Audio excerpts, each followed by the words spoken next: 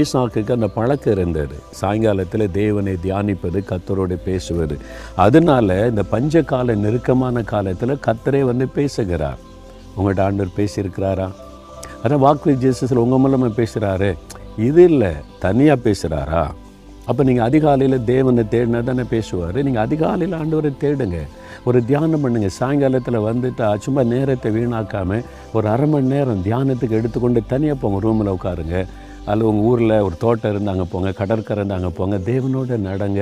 உங்களுடைய ஆவிக்குரிய வாழ்க்கையில் தேவனோடு நெருங்கி வாழ்வதற்கு அர்ப்பணிங்க.